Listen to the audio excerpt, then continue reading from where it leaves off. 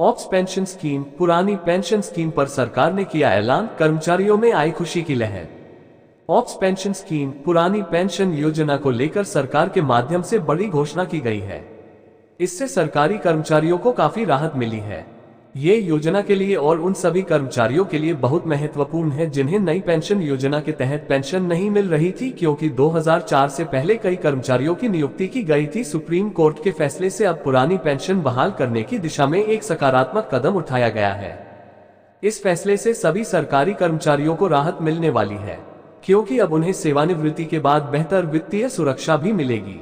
सरकार के इस काम को न केवल कर्मचारियों के लिए बल्कि राजनीतिक दृष्टिकोण से भी बहुत महत्वपूर्ण माना जाता है। कई राज्य सरकारें ओपीएस को फिर से लागू करने की मांग कर रही थी और इस फैसले से उन पर दबाव कम होने की भी संभावना है। इसके अलावा इस फैसले से उन सभी कर्मचारियों को फायदा होने वाला है जो पिछले कुछ सालों से पुरानी पेंशन बहाल करने की मांग कर रहे थे।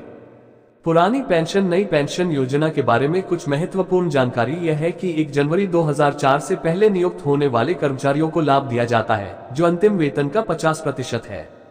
सेवानिवृत्ति के बाद बेहतर वित्तीय सुरक्षा भी सुनिश्चित की जाती है।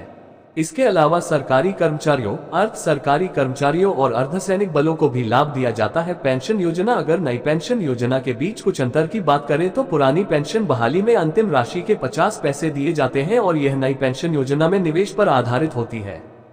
पुरानी पेंशन योजना के लाभों की बात करें तो वित्तीय सुरक्षा के मामले में कर्मचारियों को सेवानिवृत्ति के बाद पुराने पेंशन बहाली के तहत अंतिम वेतन का 50% दिया जाता है, जबकि नई पेंशन योजना की बात करें तो ये केवल निवेश पर आधारित है।